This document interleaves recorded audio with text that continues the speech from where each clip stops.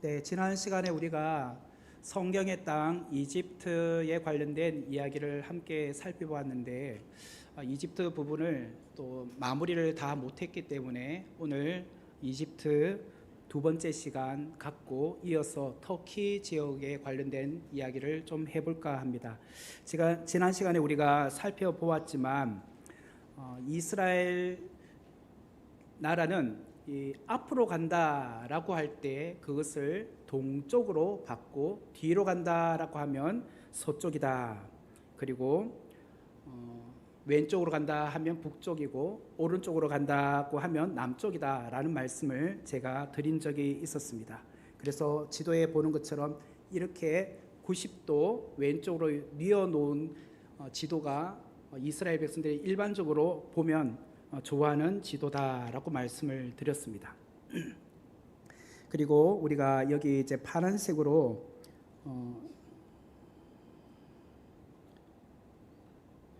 여기 파란색으로 되어 있지만 아이고 왜 안 되지? 네네. 예, 됩니다. 이렇게 이제 되어 있는 것이 이게 나일강인데요. 나일강은 이쪽 지역을 상류라고 합니다. 상류 이집트라고 하고 이쪽 지역을 하부 이집트라고 합니다. 그렇기 때문에 이집트는 나일강이 어떻게 흐르느냐라고 했을 때 위에서부터 이렇게 오른쪽에서 왼쪽으로 이렇게 흐른다라고 말씀을 드렸습니다. 이 중에서 우리가 상부에 보시면 중요한 것들이 있는데요. 특별히 상부 쪽에 5가지의 폭포가 있습니다. 5폭포, 4폭포, 3폭포, 2폭포, 1폭포 이렇게 상부 이집트에 폭포가 5개가 있다라고 지난 시간에 말씀드렸어요. 그래서 위에서부터 이 상부에서 내려오면서 여기 아르바라강, 여기 또 다른 강이 있고 이렇게 강들이 있어요. 이렇게 해서 모여오는데 사실은 이쪽 이집트에서 밑으로 내려가면 그 나라들 있죠. 구스라는 이게 에디오피아, 그리고 수단이라는 누비아, 이 나라들이 이집트를 공격을 하고 싶어도 사실은 이 나일강에 폭포들이 있기 때문에 폭포란 것은 배를 타고 오다가 폭포 뚝 떨어지면 뭐 공격을 할 수 없잖아요. 올 수가 없기 때문에 그런 장점으로 이집트가 고대로부터 나라가 전통적으로 이렇게 유지될 수 있었다. 외세 침입을 많이 받지 않게 되었다라고 말씀을 드렸습니다. 그리고 또한 이 하부에서부터 또 물줄기를 타고 이렇게 상부 쪽으로 올라간다 하더라도 문제는 물이 오른쪽에서 왼쪽으로 흐르니까 역류를 타고 올라가야 되기 때문에 힘들다는 거죠. 그런 부분에 있어서도 이집트가 공격을 받기가 참 그 외세 공격을 받지 않는 조건이 있었고요. 그 다음에 서쪽 밑으로는 사하라 산방이 있었고 북쪽에는 동부 광야가 있어서 어떻게 됐든 천혜의 요지가 이곳 이집트였다라고 말씀을 드렸습니다.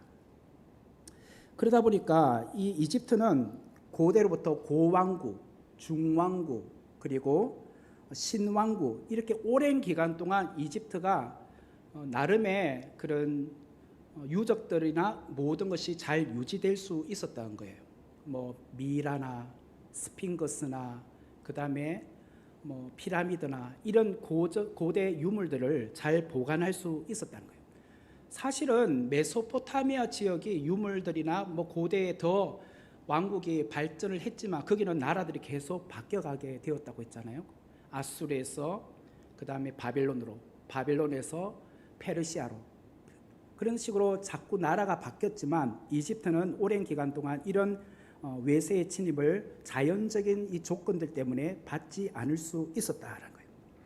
그럼에도 불구하고 BC 6세기에 페르시아, 우리가 바사 제국이라고 하죠. 바사 제국에 의해서 이 이집트가 결국은 멸망을 당하게 됩니다. 고대 이 이집트가 멸망을 당하게 돼요. 이 당시에 이집트의 수도는 테베, 나훔서에 보면 노아몬이라고 되어 있습니다. 이곳이 수도였습니다. 그러니까 하부에서부터 이래 보면은 한참 들어와야지만 있는 도시죠. 그런데 이곳이 결국 페르시아에서 무너지게 되었다는 거예요. 우리가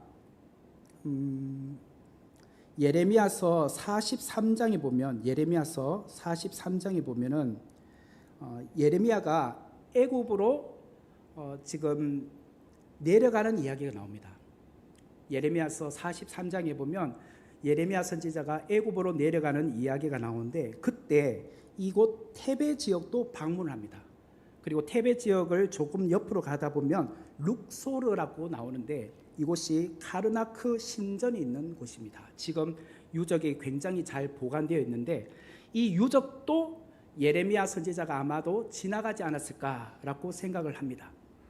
흔히 우리가 그 시편 121편 말씀을 보면은 내가 산을 향하여 눈을 들리라 나의 도움이 어디서 올까 나의 도움이 천지를 지으신 여호와께서 온다 이런 말씀을 우리가 지난 시간에 주일 오전 예배 때 한번 설교를 한 적이 있습니다. 이스라엘 백성들은 예루살렘 성을 중심으로 사방으로 산들로 우겨싸여 있다고 했죠.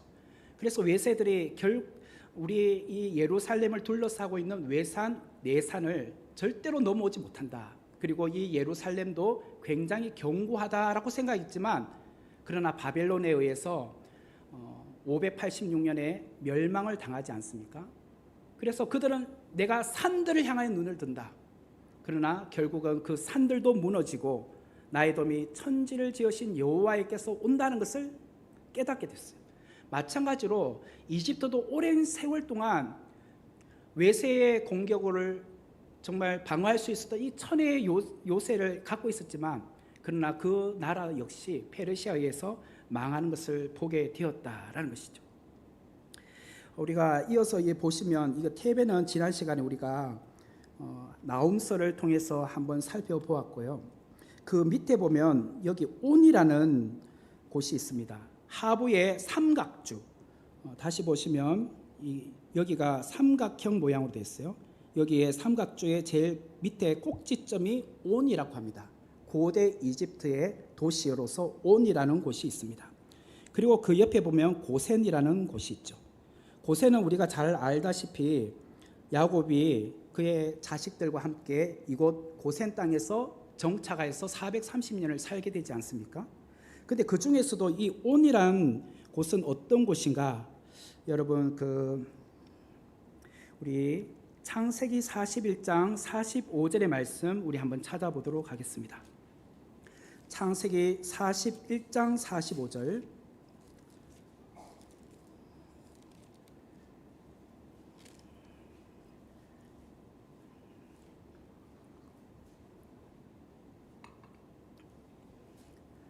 창세기 41장 45절인데요. 구약 성경으로는 65페이지에 있습니다. 41장 45절 제가 읽겠습니다. 그가 요셉의 이름을 사브납 바니아라 하고 또 온, 여기 온이라고 나오죠. 온의 제사장 보디베라의 딸 아스낫을 그에게 주어 아내로 삼게 하니라.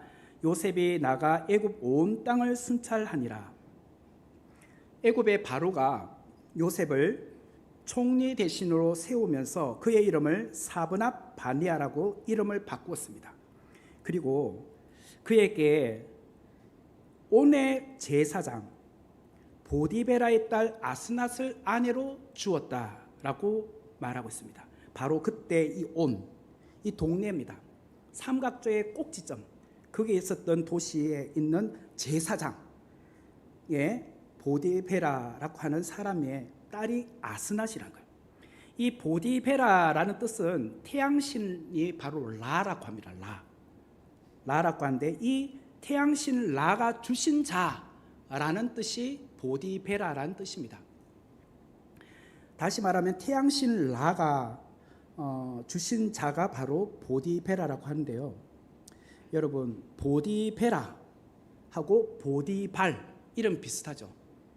그러니까 이 이집트 사람들은 보디 뭐 이런 식으로 나가면 굉장히 상류층에 있었던 사람들의 이름을 주로 그런 식으로 쓰는 것 같아요.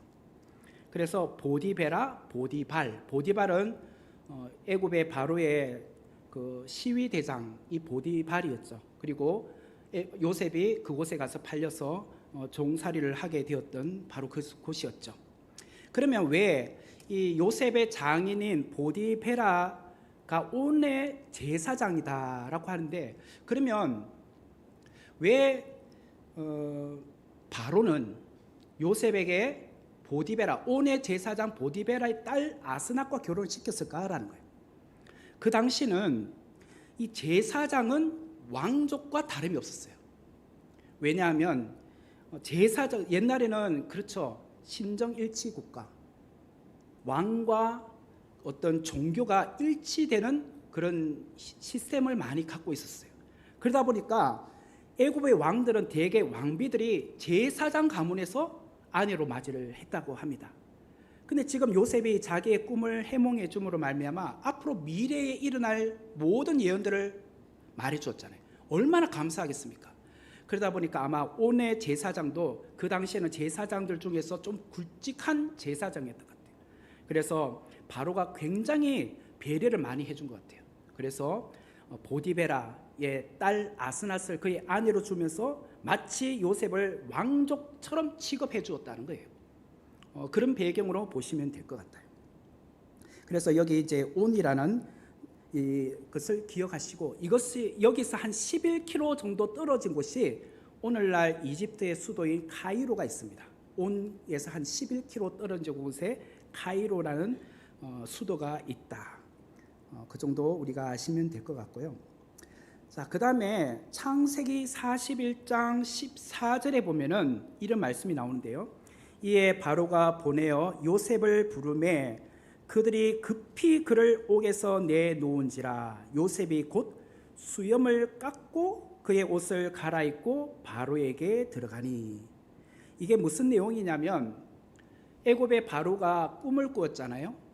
그때 술 맡은 관원장이 감옥에 갇혀 있었던 요셉을 청거합니다. 청거해서 요셉이 바로 앞에 가게 되는 장면이에요.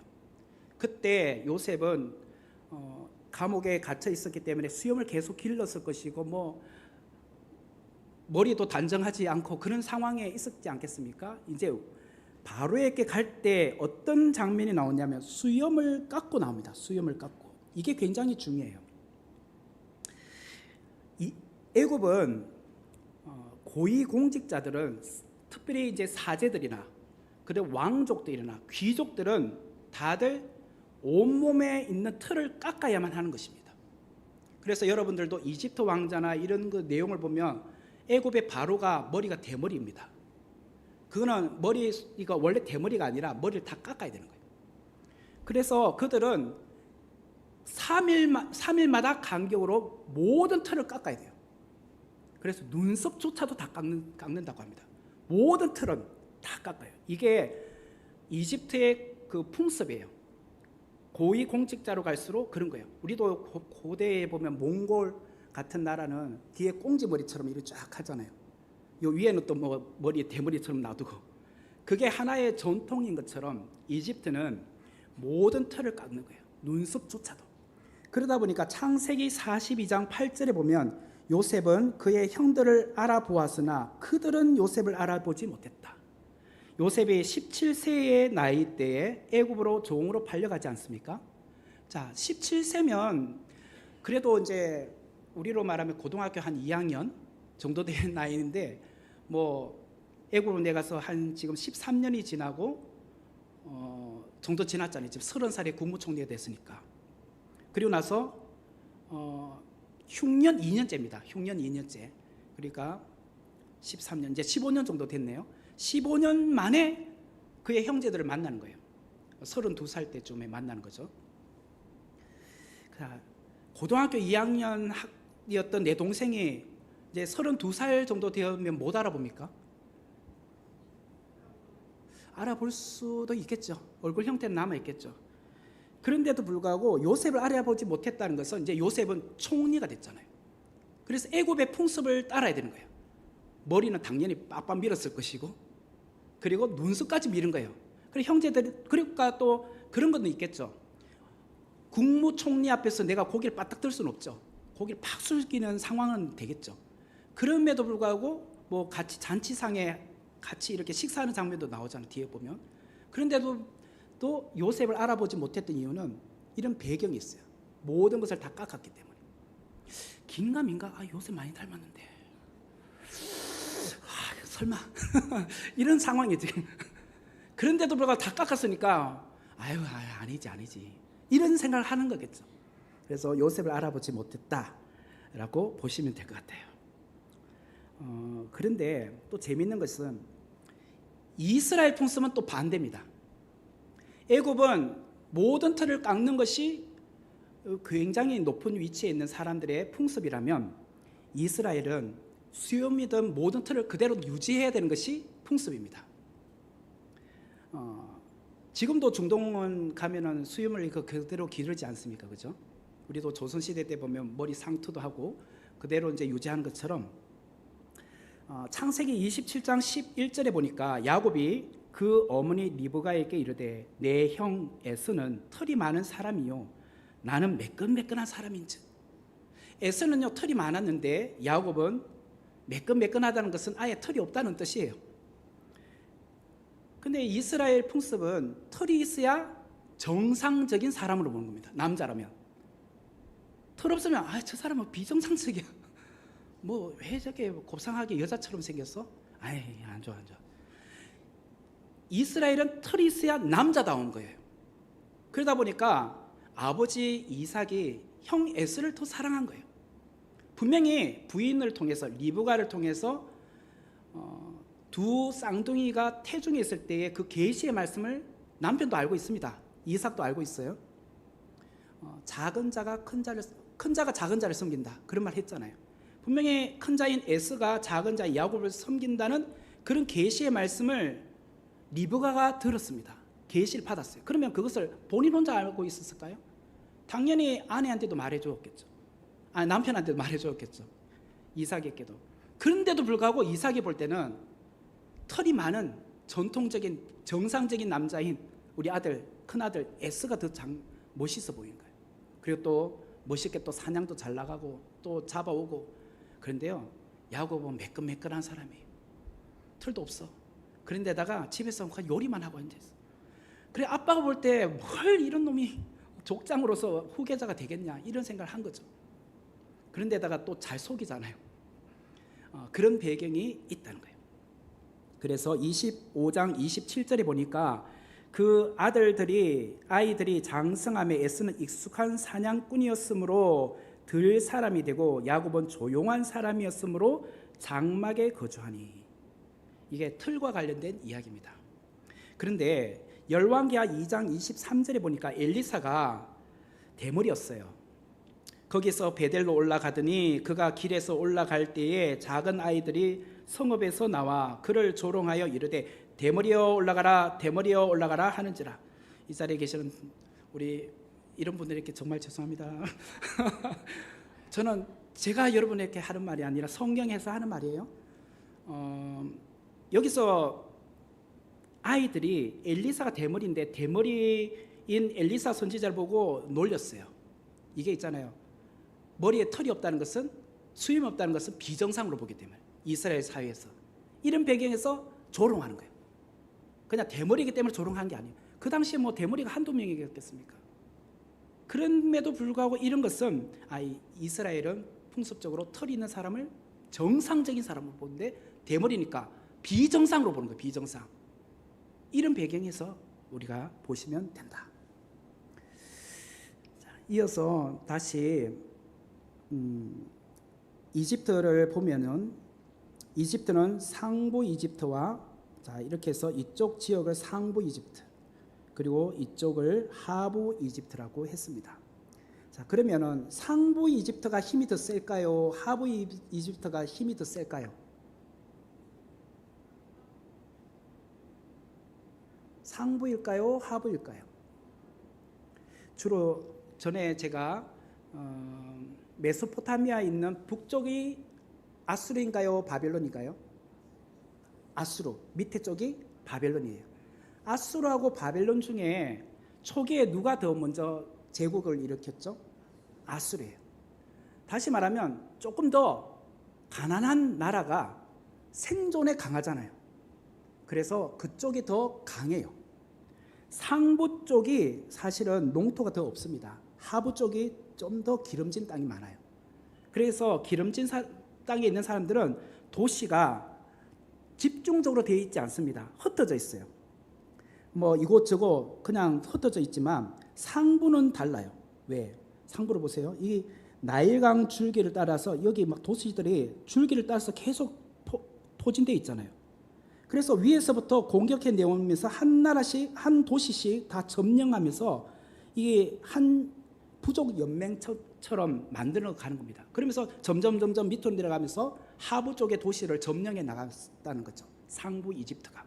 그래서 상부 이집트의 테베, 노아몬이 수도가 되는 거예요. 그래서 하부 이집트는 기름진 땅이다 보니까 각자 살아도 된다고 생각하죠. 그래서 도시들이 이렇게 띄엄띄엄 떨어져 있어요. 그러므로 풍요로운 곳은 분명히 하부이긴 하나 기름진 땅은 하부에 있지만 그 강력한 정치적인 군사력은 상부 쪽에 밀집되어 있었다. 오랜 기간 동안 상부 쪽이 이집트 전체를 지배하는 그런 구조를 갖고 있었다라는 것을 여러분들이 보시면 됩니다. 그리고 우리가 아까 말한 것처럼 하부 쪽에 고센 땅이 있다고 말씀을 드렸습니다. 이곳에 고센 땅이 있습니다. 이 고센 땅은 우리가 잘 아는 야곱의 자녀들이 이곳에서 출애굽할 때까지 430년을 살면서 처음에 내려갈 때는 70명의 가족들이 갔지만 오늘 오전에 제가 설교 중에도 말씀드렸지만 최소한 200만 명이나 되는 많은 사람들로 이제 한 민족이 되어서 출애굽을 하게 됩니다. 그래서 이 고센 땅은 한마디로 말하면 이스라엘 민족을 이루는 모태 역할, 인큐베이터 같은 역할을 한 곳이 고센 땅이라는 것을 여러분 아시면 돼요. 특별히 요셉이 형제들이 왔었을 때에 바로 앞에 갈 때 대표로 몇 명의 형제를 데리고 바로 앞에 갑니다. 가기 전에 요셉이 그 형제들에게 무슨 말을 하죠? 기억나시나요?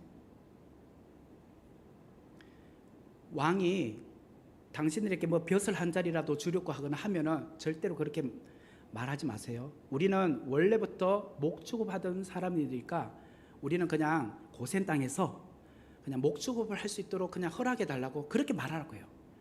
당시에 이 파라오는 이곳 노아몬 테베의 수도로 있었습니다. 그러니까 거기서 최대한 멀리 떨어진 고센 땅. 그러니까 비록 이집트라는 그 나라 안에 한 곳에 살고 있지만 동화되지 않도록 하기 위해서 요셉이 이런 이야기를 한 거예요. 만약에 거기서 뭐 벼슬아치를 하고 또 이집트 사람들과 좀 가까이 있는 도시에서 옹기종기 살다 보면 430년 정도 지나면 어떻게 될까요? 서로 간에 피도 섞이게 되고 또 뭐 이집트 문화에 뭐 흡수되다 보니까 결국 이스라엘의 정체성이 사라지게 되겠죠. 그래서 특별하게 이 요셉이 이런 이야기를 하게 되는 거예요. 그래서 이 고센 땅에서 끝까지 민족성을 유지할 수 있었다라는 것을 우리가 볼 수가 있죠. 자, 그러면 우리가 이집트의 농업에 대해서 한번 살펴보도록 하겠습니다. 우리가 신명기 11장 10절부터 12절의 말씀인데요. 제가 한번 읽어드리겠습니다. 자막을 보시면 되는데, 내가 들어가 차지하려는 땅은 내가 나온 애굽 땅과 같지 아니하니 거기에서는 너희가 파종한 후에 발로 물대기를 채소밭에 댄과 같이 하였거니와 너희가 건너가서 차지할 땅은 산과 골짜기가 있어서 하늘에서 내리는 비를 흡수하는 땅이요 내 하나님 여호와께서 돌봐주시는 땅이라. 연초부터 연말까지 내 하나님 여호와의 눈이 항상 그 위에 있느니라. 제가 1월 첫째 주 주일날 오전 예배 때 이 본문을 가지고 설교를 했었습니다. 여기 10절 제일 첫 번째 줄에 보면 파란색으로 내가 들어가 차지하려는 땅, 그 땅은 너가 건너가서 차지하는 땅이고 그 땅은 산과 골짜기가 있어서 하늘에서 비를 흡수하는 땅이고 또한 내 하나님 여호와께서 돌봐주신 땅이란 거예요. 이게 공통점이 뭐냐면 가나안 땅을 말합니다. 이게 가나안 땅이에요. 그러나 붉은색은 애굽 땅이에요. 거기에서는 애굽 땅에서는 너희가 파종한 후에 발로 물대기를 채소밭에 댐과 같이 하였다. 이게 가나안 땅과 애굽 땅을 비교하고 있는 것인데, 다시 말하면 가나안 땅은 어떤 땅이냐? 하늘에서 내리는 비를 흡수한다. 비가 내리면 금방 비가 이렇게 지하로 이렇게 쑥 빠져나간다는 거예요. 그래서 우리나라 같은 경우에는 비가 와도 땅이 촉촉합니다. 그러나 이 이집트 땅, 가나안 땅 같은 경우는 비가 와도 금방 비가 언제 왔느냐라는 색으로 금방 메마르지는 땅. 이것이 가나안 땅이에요. 그리고 그 땅은 산과 골짜기가 많은 땅이에요. 농토가 그리 많지 않는 땅이 가나안 땅이에요. 그러니까 늘 산비탈로 되어 있는 곳에 뭐 어떤 농사를 지어놓고 하면은 비가 늘 와야 되는 거예요. 농사를 지어놓고 우리가 뭐 저수지에서 물을 가져와서 끌어와서 하는 것이 아니라 늘 하늘을 쳐다보면서 하나님이시여 비를 달라고 매일같이 간구해야지만 살아갈 수 있는 땅이 가나안 땅이에요. 비를 흡수한다라는 말을 달리 말하면 천수답이라고 합니다. 천수답. 그래서 왜 하나님께서 이스라엘 백성들을 가나안 땅으로 인도하셨느냐면 철저하게 하나님만을 의지하도록, 하나님 없이는 살아갈 수 없도록 한 땅이 바로 가나안 땅이기 때문이에요. 우리가 볼 때는 그냥 비옥하고 뭐 모든 것이 잘 뭐 이렇게 곡식도 잘 재배가 하면은 뭐 잘 자라고, 그러면 하나님 의지하겠습니까? 의존하지 않잖아요. 여러분의 삶에서도 뭐 이렇게 은행에 돈도 많이 있고 집안에 뭐 가진 것들도 많으면 하나님 의지하겠습니까? 뭐 그래도 조금 가난해야 늘 하나님 앞에 간구하지 않나요? 우리의 삶을 보면 그런 것과 똑같아요. 그래서 가난하게도 마옵시고 부하게도 마옵시고, 이게 늘 하나님 앞에 구해야 될 기도 제목이 아닌가라는 생각을 합니다. 너무 가난해도 참 비참하기도 하고 거기에 우리가 참 걱정을 많이 하지만 너무 부해도 우리의 삶이 하나님을 의지하지 않는다. 그래서 이스라엘 백성들을 가나안 땅으로 인도하셨다. 그런데 여기서 애굽 땅은 거기에서 너희가 파종한 후에 발로 물대기를 채소밭에 댐과 같이 했다. 이 말이 굉장히 중요한데 왜 그러냐면 이집트는 특별히 비가 한번 오면 나일강이 범람합니다. 그죠? 범람하면은 그 물이 철철철 넘쳐서 다른 땅으로 이렇게 물이 막 흘러가겠죠. 그러면 그것이 어떻게 되냐면 농경지가 더 늘어나는 것과 같은 거예요. 그래서 이 하부 쪽에는 늘 홍수 측정기가 있었다고 합니다. 홍수 측정기. 홍수가 얼마큼 왔는지를 확인하는 그런 잣대가 되는 어떤 기계가 있었다는 거예요. 그래서 우리는 여름철에 비가 많이 오면 어떻게 돼요? 홍수가 나기 때문에 걱정하잖아요. 어떻게 비 피를 많이 봐서. 그러나 이집트는 홍수로 인하여 비가 많이 오거나 홍수가 지역이 더 넓어지면 넓어질수록 우리가 다스리는 그 당시의 바로를 굉장히 칭송했다는 거예요. 아, 당신 때문에 우리 홍수가 많이 나가지고 지역적으로 많은 곳에 물이 공급되고 있습니다 라면서 오히려 홍수가 많이 나는 것을 정말 통치자로서 영향력을 잘 끼치는 그런 왕으로 여겼다는 거예요. 그때 대표적인 왕이 람세스 2세라고 합니다. 람세스 2세. 이 사람이 무려 60년간 애굽을 다스렸다고 합니다.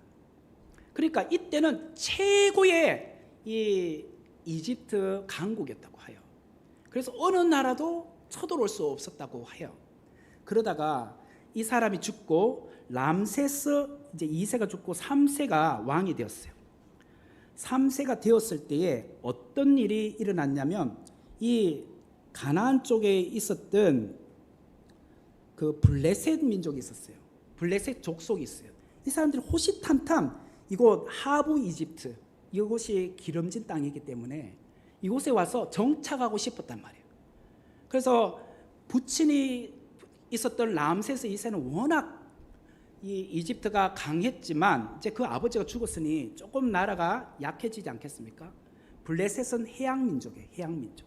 바닷가를 끼고 있는 민족이기 때문에 그들이 애굽의 하부 이집트 쪽을 점령해서 우리가 그쪽에서 좀 이렇게 우리 땅을 형성하고 싶다라고 왔지만 뭐 아버지 때 영향력이 또 아직 남아 있어서 그런지 결국 블레셋이 이곳을 점령하지 못하고 다시 되돌아가요. 가나안 땅으로. 그 내용이 결국은 이제 이집트는 이 밑에 있어요. 이 밑으로 있는데 여기 이제 올라와서 이곳 지역에 가나안 땅에 이곳 지역에다가 블레셋을 이제 하나의 이렇게 땅으로 형성하게 되었어요. 사실은 아브라함 때도 블레셋이라는 그런 그 지명이 나옵니다.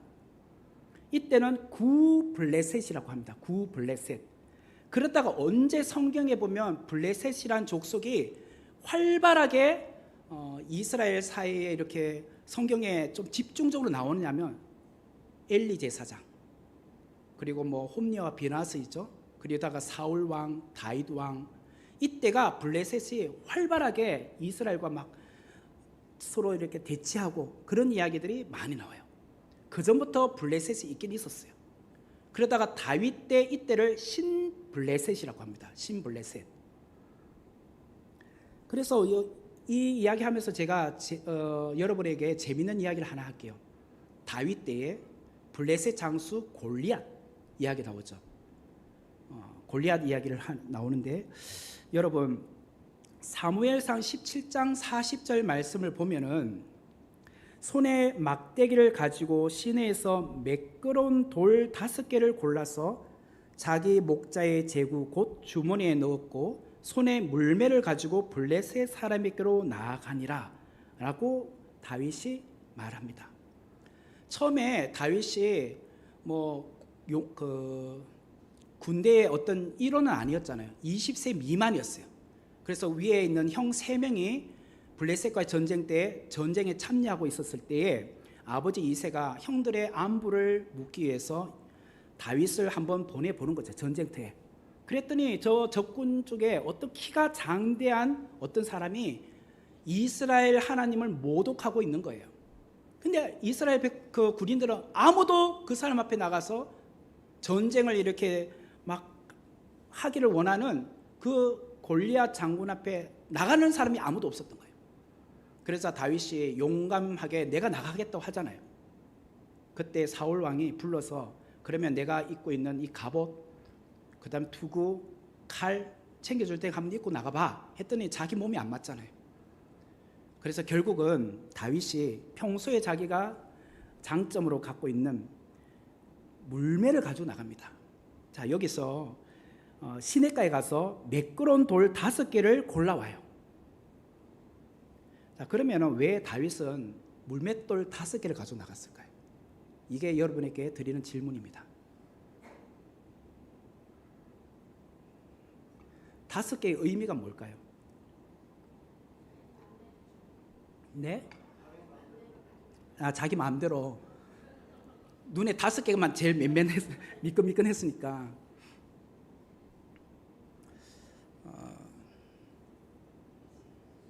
그래서 있잖아요. 그 어떤 목사님이 이걸 가지고 적용 설교를 하는데 여러분 이 5개는 우리 손가락도 5개 있죠. 발가락도 5개죠. 5개는 그런 의미입니다. 그런데 이것을 영적으로 말하면 첫 번째 물맷돌은 믿음의 물맷돌입니다. 우리는 믿음의 물맷돌을 던져야 됩니다.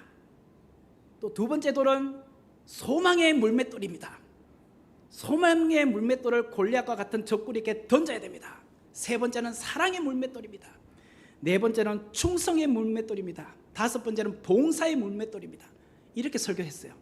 여러분 들으니까 뭐 은혜가 되죠. 막 와 그래 맞다, 나도 믿음의 물맷돌 들고 있어야지, 소망의 뭐 이렇게 사랑의 물맷돌 하나씩 들고 있어야지. 그래서 우리 적군 오면 그 물맷돌을 던지면서 내가 믿음을 발휘해야지, 사랑을 발휘해야지. 은혜는 타면 되는데요. 그거는 오늘 본문과 아무 상관없이 말하는 거예요. 그러면 왜 하필 5개예요?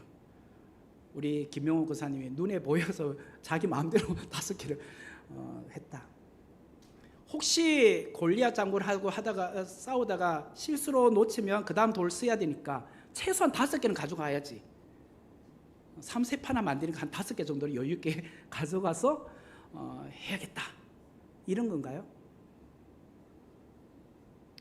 이건 굉장히 중요해요. 5개라는 게 의미가 굉장히 중요해요. 왜 그런가? 여러분, 우리나라 고대 역사에 보면 삼한 시대가 있었습니다. 삼한, 마한, 진한, 변한, 이렇게 삼한이라고 합니다. 한으로 된 족속이 작은 부족 연매체가 3개가 있었는데 이것이 이때는 나라가 아니었습니다. 그러다가 마한은 백제가 되죠. 진한은 신라가 되고 변한은 가야가 됩니다. 그래서 이것이 나라로 이렇게 발전이 되어 갑니다. 훗날에. 다시 말하면 블레셋은 나라가 아닙니다. 여러분, 블레셋을 나라라고 하시면 안 돼요. 블레셋은 5개 부족 연맹체입니다. 5개 부족 연맹체. 그래서 블레셋 나라라고 하지 않고 블레셋 족속이라고 하는 겁니다. 여호수아서 13장 3절 말씀에 보면 블레셋 사람의 5 통치자들의 땅, 5 통치자, 부족 연맹체가 있는데 부족장, 통치자들이 있었겠죠. 이 왕이라고 하지 않잖아요. 곧 가사 족속, 아스도 족속, 아스글론 족속, 가드 족속, 에그론 족속, 이렇게 5 부족 연맹체가 있었다는 거예요. 그래서 여기 가사, 가드, 아스글론, 아스돗, 에그론, 이렇게 5 부족 연맹체 중에 골리앗은 가드 부족 연맹체의 장수로 나온 거예요. 아시겠습니까? 여기에 이제 골리앗이 나온 거예요. 지금 이스라엘이 가드 족속하고만 싸운 것이 아닙니다. 성경에 그렇게 표현되어 있지 않고 블레셋 사람과 싸운다고 나와요. 블레셋 사람. 그러니까 부족 연맹체이기 때문에 한 족속만 나가는 것이 아니라 5 부족들이 다 공평하게 이번에 군사 2,000명씩 하면 2,000명씩 다 뽑아 나오는 거예요. 그 중에 다 장수들이 있을 거 아닙니까? 최고 장수들. 그죠? 그 중에 한 사람이 가드 장수 골리앗이었어요. 대표로 키도 제일 크기 때문에 1번 타자로 나온 거예요. 1번 타자. 다윗이 왜 물맷돌 5개를 가지고 나갔냐면 1번 타자하고 싸워야 돼요. 마치 이런 것 같아요. 중국 삼국지에 보면은 삼국이 어떻게 돼요? 조나라, 위나라는 조조죠. 총나라는 유비입니다. 그리고 오나라는 송건이에요. 이 3개 나라가 있는데 여기 장수들이 다 있을 거 아닙니까? 전쟁이 일어나면 어떻게 돼요? 뭐 10만 대군이 이렇게 왔다 하면 바로 싸우지 않아요. 그 중에 대표로 한 명 장수가 나갑니다. 뭐 예를 들어 총나라에서 유비의 밑에 있는 관우가 나간다. 그러면 뭐 위나라에서는 어떤 마초가 나온다. 이러면 장수와 장수끼리 싸워요. 그러면 누가 한 명 쓰러지죠? 그러면 여기서는 와 이래요. 그럼 저쪽에서 막 기가 죽어가지고 또 성내로 들어가든지 조금 뭐 멈추든지 이러면 또 그 다음 타자 나오든지 이런 식으로 해요. 처음부터 막 싸우는 게 아니에요. 이게 고대 전쟁이었어요. 지금 이스라엘과 블레셋 사람들의 싸움은 저쪽에서는 대표주자로 가드 사람 골리앗이 나왔습니다. 근데 우리 쪽에서는 아무도 안 나가다가 다윗이 나갔어요. 물맷돌 5개를 나간 것은 가드 사람을 내가 한 방에 딱 죽이고 나면 2번 타자 또 나올 거 아니에요. 그럼 2번 타자는 아스돗 족속에서 대표 주자가 나올 수 있어요. 그 사람도 물을 찔렀다 합시다. 그러면 세 번째는 아스글론 족속의 또 대표 장수가 한 명 나올 수 있어요. 그래서 최소한 5개는 있어야 되는 거예요. 5개. 이런 의미예요. 그래서 5개를 그냥 막연하게 그냥 뽑아서 여유 있게 가져간 게 아니라 그만큼 다윗은 믿음을 갖고 나갔어요. 평소에 내가 이 물매로 사자를 죽여봤고, 그런데 내가 하나님과 함께 하기 때문에 하나님은 내가 이 물매를 던질 때 정확하게 저 골리앗을 죽일 거야. 하나님을 의지하고 나간 거죠. 또 두 번째 사람이 누가 나온다 하더라도 두 번째 물매로 던지면 바로 그 사람도 하나님의 은혜로 죽일 수 있어. 이 담대함을 갖고 나간 거예요. 이것을 사사기에 보면 조금 더 이제 표현이 나와요. 사사기 16장 5절의 말씀을 보면은 오늘 여기까지만 하고 마칠게요. 블레셋 사람의 방백들이 그 여인에게로 올라갔어 그에게 이르되 삼손을 꾀어서 무엇으로 말미암아 그 큰 힘이 생기는지 그리고 우리가 어떻게 하면 능히 그를 결박하여 굴복하게 할 수 있을는지 알아보라.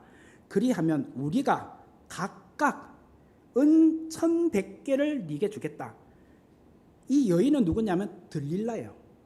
삼손의 힘의 근원을 알기 위해서 블레셋 사람 방백들 5개 부족 연맹체 대표들이 들릴라에게 찾아왔어요. 비밀리에 찾아와가지고 삼손을 꿰어봐. 삼손의 힘의 근원이 어디서 나오는지 알려줘. 그러면 우리가 각각 5개니까 한 부족당 은 1,100개씩 줄게. 그럼 5 부족이면 어떻게 돼요? 은 5,500개. 그죠? 이것을 너에게 주겠다는 거예요. 그러면 60년을 먹고 사는 거예요. 60년. 이 많은 거금을 줄 테니. 그러니까 드릴라가 그 꾀에 넘어가는 거죠. 와, 내 평생 먹고 살 수 있는 목돈이 들어오는데. 그러니까 삼손을 꼬실 수 있잖아요. 그래서 삼손에게 당신의 힘의 근원이 어디서 나와요? 막 자꾸 물어보잖아요. 그래서 결국은 삼손이 자기 머리에서 나온다는 것을 그 정말 하나님의 계시 말씀을 알려주게 되잖아요. 그래서 이 블레셋이라고 하면 늘 여러분들 기억해야 될 것은 블레셋은 나라가 아니다. 족속인데 5 부족 연맹체이다. 그래서 늘 성경에 보면 가드, 아스글론 뭐 이런 식으로 나온다. 그래서 이 땅은 오늘로 말하면 가자지구입니다. 가자지구. 그래서 오늘도 지금 팔레스틴하고 이스라엘이 늘 이렇게 영적 분쟁이 있잖아요. 전쟁이 있고 이게 지금 블레셋 땅에 있었던 가자지구 그쪽에 팔레스틴 자치구 그와 지금 계속 대치되어서 이런 영토 분쟁이 있다라는 것이에요. 그래서 오늘은 여기까지 살펴보도록 하겠습니다. 또 기도하고 마치도록 하겠습니다. 은혜로우신 하나님 감사합니다. 오늘 저희들에게 또 귀한 말씀을 통하여서 우리가 하나님의 말씀을 하나씩 배워가게 해주심을 감사합니다. 우리가 말씀을 더 깊이 알므로 또 성경을 보는 풍성함이 또 더 넓어지게 하시고 하나님을 아는 알미 더 깊어지게 하여 주옵소서. 돌아가는 발걸음 위에도 안전하게 지켜 주옵소서. 예수님의 이름으로 기도하옵나이다. 아멘.